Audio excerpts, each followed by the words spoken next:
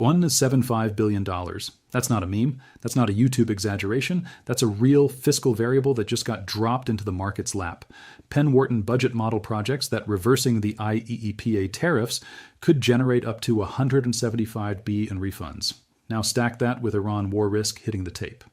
As of today, major outlets are describing a live escalation regime around strikes and retaliation risk, with Russia condemning the strikes as unprovoked armed aggression. This isn't a normal inflation hedge week. This is a deficit plus shock regime, and in a deficit plus a shock regime, metals don't need a cheerleader. They just need one thing: normalization to fail.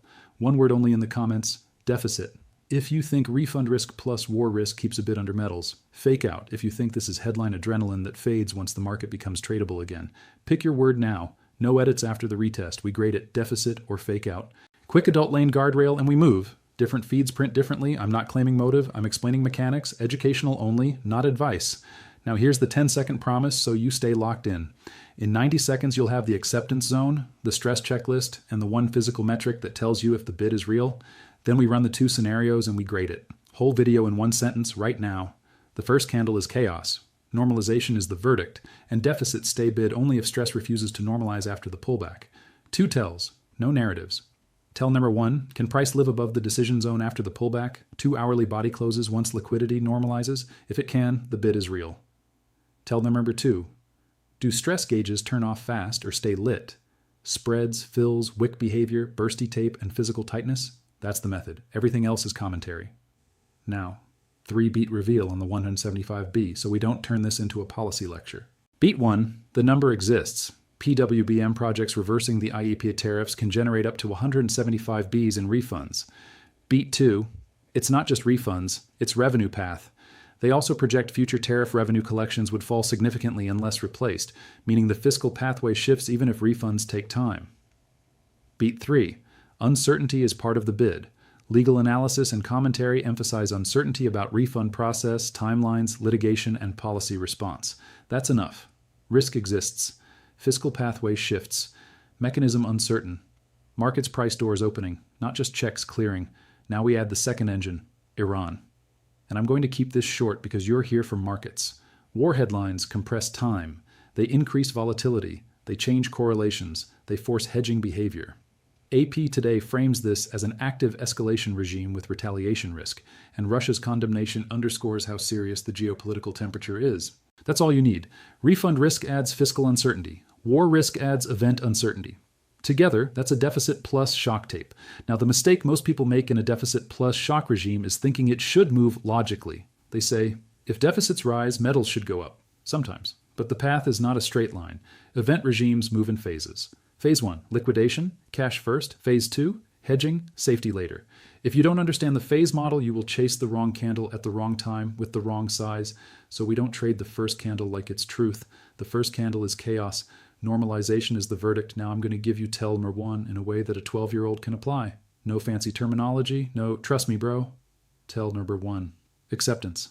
Go to the 1-hour chart, find the impulse candle that kicked off the move, where range expanded and price broke out of chop. Mark 2 lines. Line A, the impulse candle body close. Line B, the midpoint of that impulse move, high to low. That band is your decision zone. Rule, I only respect continuation if we get 2 hourly body closes holding that band after the pullback, after liquidity normalizes. Plain English, if price can live above the decision zone after the pullback, the bid is real. If it can't, if it pops, dumps, and can't reclaim, then you are watching a headline spike. Tell number 1. Now tell number 2, and I'm going to make it brutally practical. Tell number 2. Does stress normalize fast, yes or no? Here's the checklist. Fast strikes, spreads wide, fills messy, wicks long, tape bursty, physical tight. If 3 out of 5 remain on after the pullback, stress isn't normalizing. And the most important one, the one people ignore because they only stare at charts, is physical tight. Here's the one physical metric that tells you if the bid is real. 1 dealer, 1 coin, 1 bar, daily. Write down premium percent over spot and lead time. Normal market. Red days loosen physical, premiums compress, lead times improve. Stress market, red days don't loosen physical, premiums stay stubborn, lead times stay sticky. Paper can fake you in a day, physical tells the truth over weeks. That's tell number 2. Now, why does refund risk specifically bid metals? Because deficits are not just numbers. Deficits are a narrative about the future. They're an expectation engine. When a market sees a credible pathway to large refunds, up to 175B, plus a credible pathway to reduced future collections unless replaced, It starts pricing the fiscal path differently. And pricing the fiscal path differently means one thing. Risk managers increase the value of non-counterparty hedges. Gold is the cleanest non-counterparty hedge. Silver is the high beta cousin that can rip harder once the hedge bid is dominant.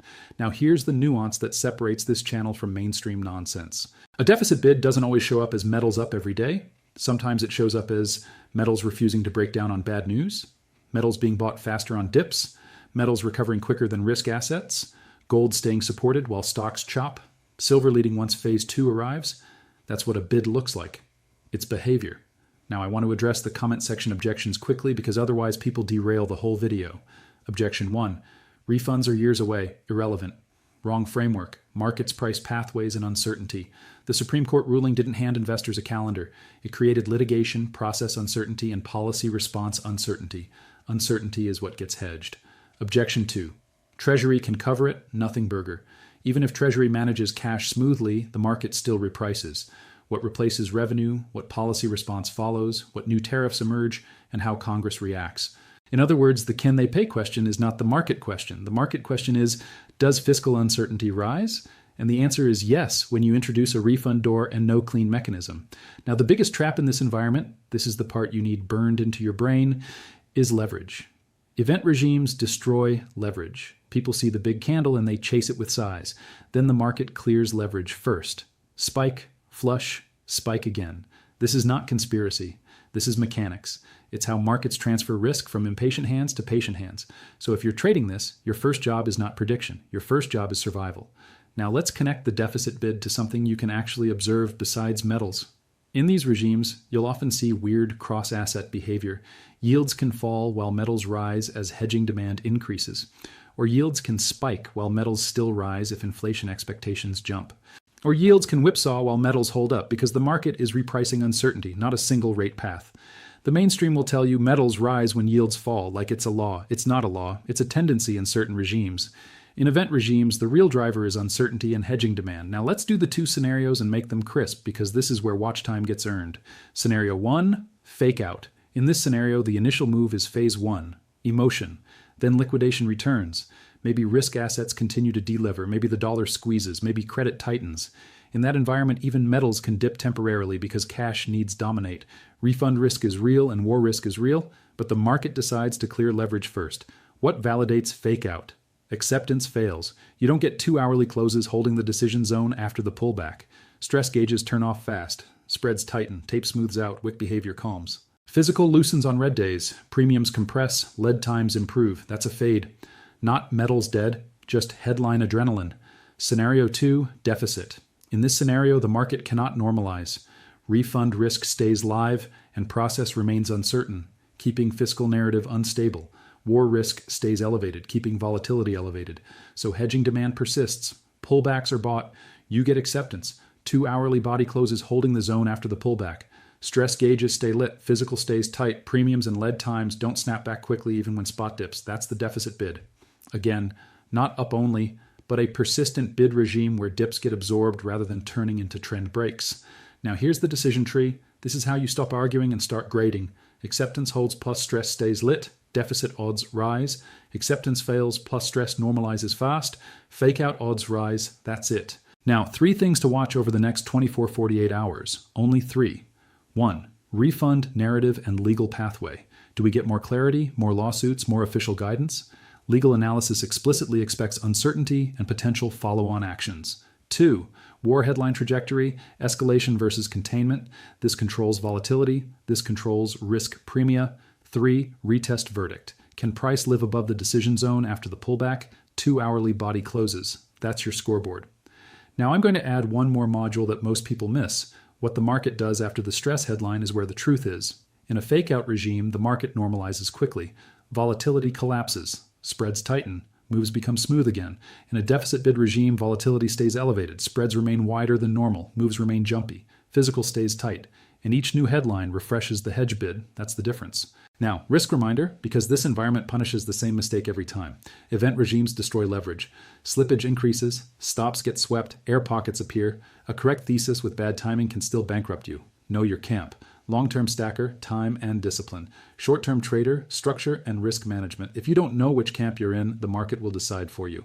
Now I'm going to close this the OG way, replayable mnemonic, accountability, and a loop back to your comment. Refund, war, verdict. Refund, PWBM projects up to 175B in refunds if the EPA tariffs are reversed. Fiscal narrative shifts and uncertainty rises. War. Major outlets describe a live escalation regime. Time compresses, volatility rises, hedging behavior intensifies.